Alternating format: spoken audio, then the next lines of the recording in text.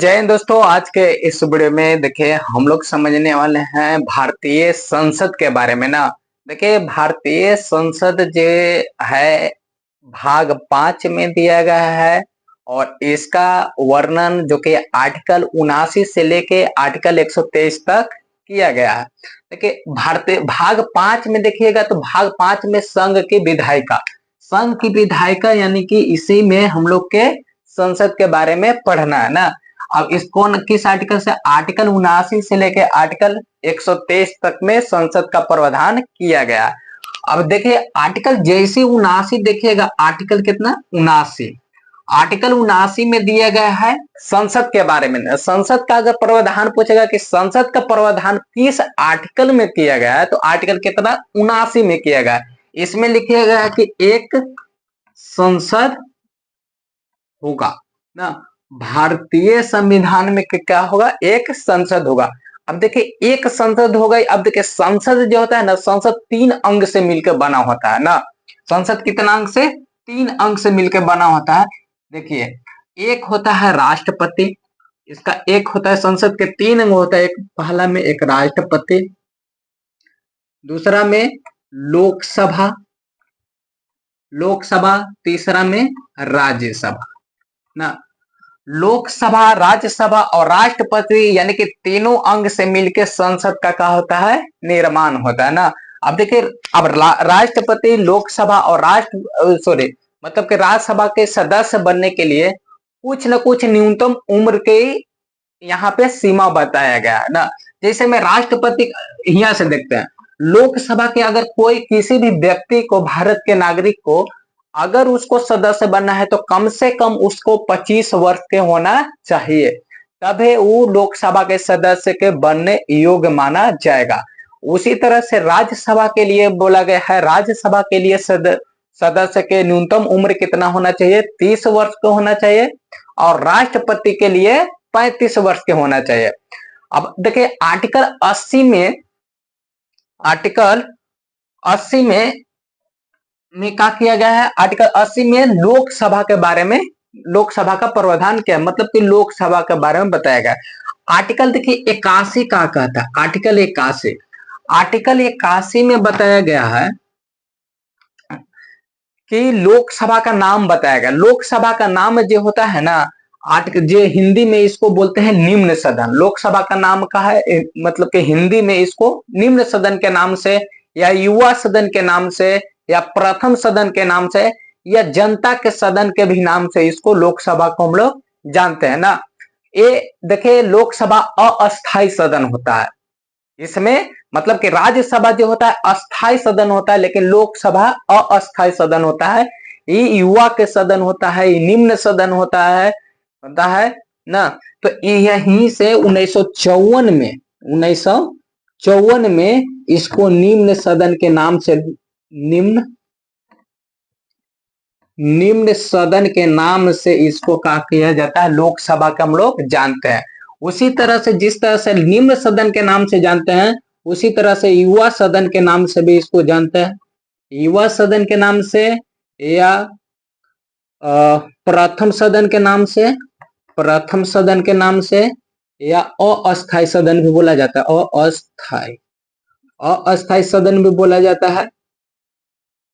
मतलब कि और भी नाम से जाना जाता है, लेकिन इतना नाम का है, इंपोर्टेंट है। निम्न सदन भी बोल सकते हैं लोकसभा को, युवा सदन भी बोल सकते हैं, प्रथम सदन भी बोल सकते हैं, अस्थायी सदन बोलते हैं। लेकिन राज्यसभा जो होता है, राज्यसभा अस्थायी सदन होता है ना।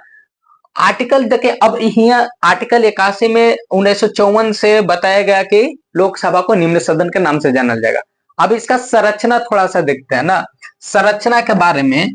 संरचना लोकसभा का जो होता है, संरचना के बारे में समझना है। लोकसभा के जो संरचना है 2 प्रकार से देखिए हम लोग जानते हैं ना। एक होता है संविधान के द्वारा बताया गया है कि इतना संविधान में अधिक से अधिक संख्या रह सकते हैं, लेकिन वर्तमान समय में आखिर कितना संख्या है, तो 2 प्रकार से समझेंगे। एक हो गया क्या हो गया, अधिकतम संख्या के समझेंगे। अब एक हम लोग वर्तमान में समझेंगे। अभी वर्तमान में सदस्य की संख्या कितना है?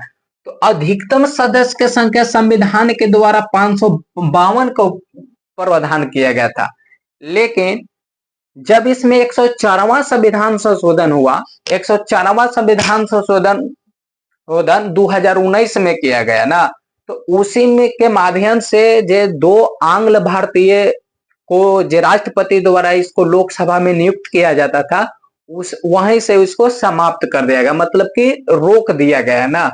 तो यहाँ से जब दो को सदस्य की संख्या के क्या किया गया, यहाँ से रोक दिया गया, यानी कि 104वां संविधान संशोधन 2019 के माध्यम से इसको क्या कर दिया, रोक दिया गया आंग्ल भारतीय के। अब देखिए आंग्ल भारतीय को परिभाषित किया गया है, संविधान के द्वारा परिभाषित किया गया है। आर्टिकल अगर हम लोग जान देंगे ना, आर्टिकल 366 के सब क्लोज 2 अगर हम लोग पढ़ेंगे तो ये आंग्ल भारतीयों को क्या करता है, परिभाषित करता है।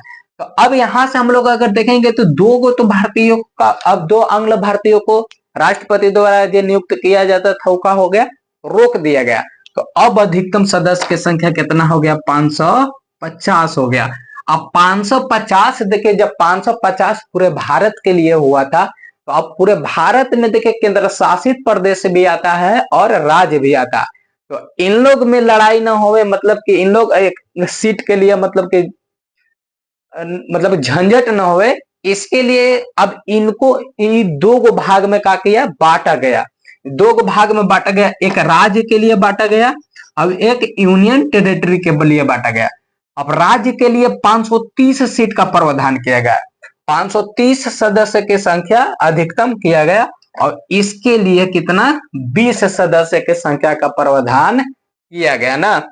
अब जब 530 को कितना राज्य के लिए कर दिया गया और यूनियन टेरिटरी के लिए 20 सदस्य की संख्या का प्रावधान किया गया।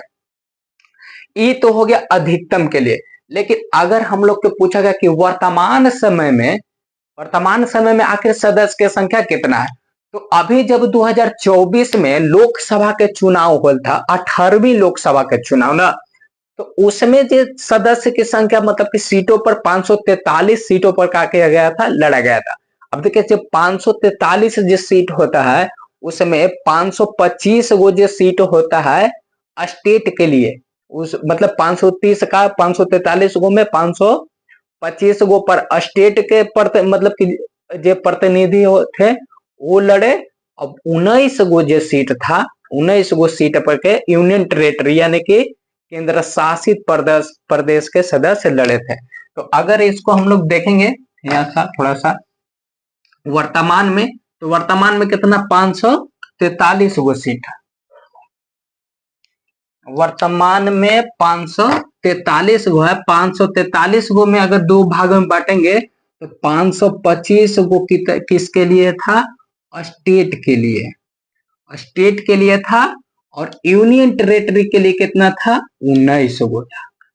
अब देखिए अब ये तो सीटों के संख्या के बंटवारा हो गया ना, कि इतना पे यूनियन टेरिटरी लड़ेगा 19 गो सीट पे और 525 गो पर स्टेट लड़ेगा। अब यहाँ पे देखना था कि अब खड़ा कौन होगा, किस आधार पे कोई भी प्रतिनिधि खड़ा होगा। तो इसको कोई भी अगर प्रतिनिधि खड़ा होता है, मतलब कि सदस्य बनता है, तो जनसंख्या के आधार पर सीटों का आवंटन किया गया है ना। तो पूछेगा कि लोकसभा में सीटों का आवंटन यानी कि बंटवारा किसके आधार पर किया गया है, तो जनसंख्या के आधार पर। अब जनसंख्या के आधार पर किया गया है, तो आखिर कितना जनसंख्या था, तो देखिए जनसंख्या के आधार पे जब इसमें ना 84वां संविधान संशोधन कब हुआ था, 84वां संविधान संशोधन 2001 में हुआ था। 2001-2 के माध्यम से, 2002 के माध्यम से ना, 2001-2 में क्या किया गया, परिसीमन आयोग के गठन किया गया था। राष्ट्रपति जो होते हैं, राष्ट्रपति आर्टिकल 82 के तहत परिसीमन जब जनगणना हो जाता है तो परिसीमन आयोग का गठन करता है। परिसीमन आयोग क्या करता है कि लोकसभा में सीटों की संख्या का क्या करता है, बंटवारा करता है। तो लास्ट बार जो परिसीमन आयोग का गठन हुआ था 2001-2 में हुआ था।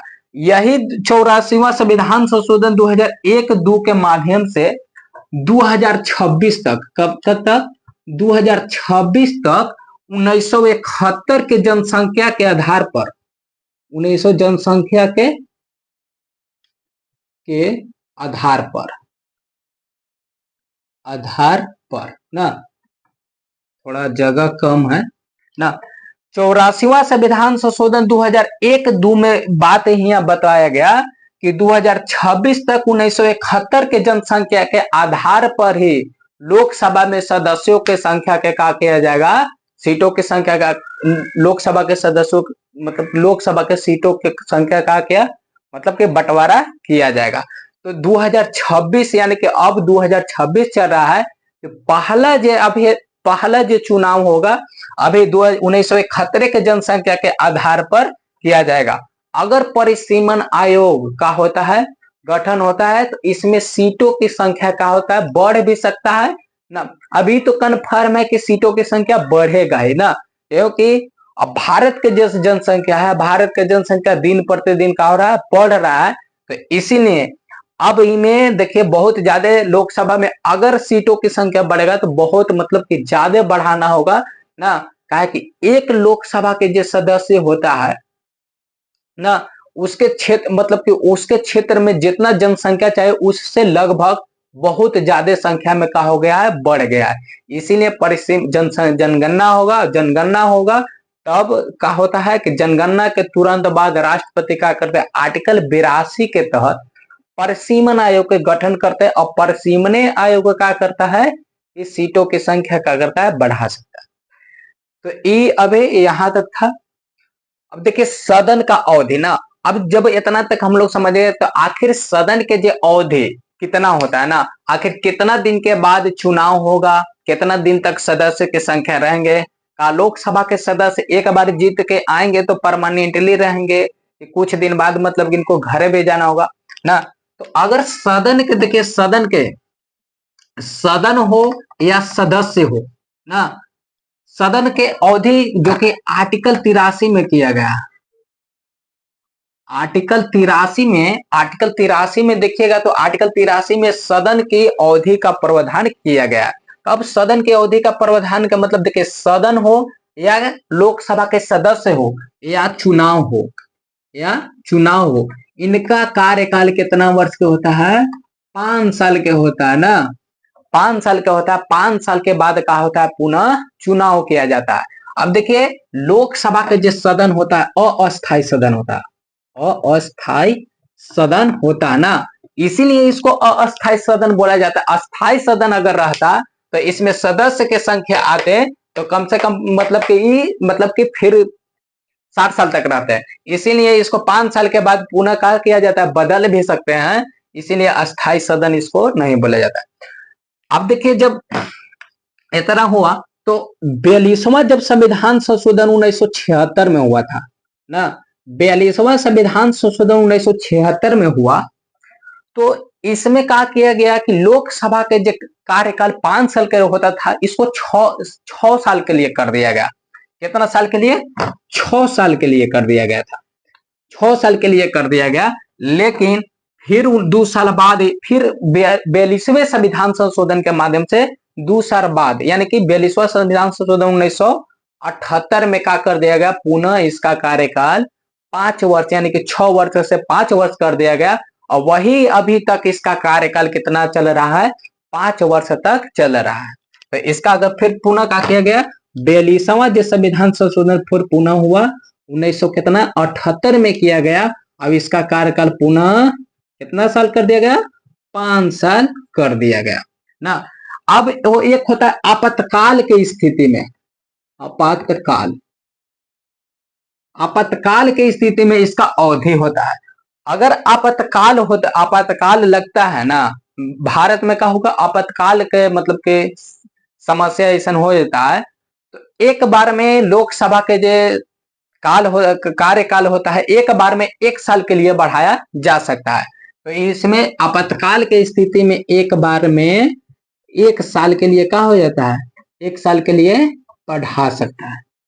ठीक है, तो अभी तक हम लोग देखिए यहां तक समझे कि पार्लियामेंट यानी कि संसद ना, संसद जो कि भाग 5 में दिया गया है और आर्टिकल 79 से लेकर आर्टिकल 123 तक संसद के बारे में प्रावधान किया गया है। तो अभी बताएं कि संसद के कितने अंग होते हैं। संसद के 3 अंग होते हैं, राष्ट्रपति, लोकसभा और राज्यसभा। इनका चुनाव के सदस्य के लिए कम से कम बताएं कि लोकसभा के लिए 25 वर्ष होना चाहिए, राज्यसभा के लिए 30 वर्ष होना चाहिए और राष्ट्रपति के लिए 35 वर्ष होना चाहिए। सदस्यों की संख्या के संरचना के बारे में बताएं। लोकसभा के मतलब की संरचना किस तरह से है ना। अधिकतम बताएं कि 552 के सदस्य का प्रावधान किया गया था, लेकिन 104वां संविधान संशोधन 2019 के माध्यम से क्या किया गया, इसको समाप्त कर दिया गया ना, इसको मतलब कि रोक दिया गया। इसीलिए वर्तमान समय में पूछेगा कि लोकसभा में अधिकतम सदस्यों यानी कि सीटों की संख्या कितना है, तो 550 गो है। 550 गो में 2 भाग में बांटा गया है, जो कि राज्य के लिए 530 है और यूनियन टेरिटरी यानी कि केंद्र शासित प्रदेश के लिए 20 है।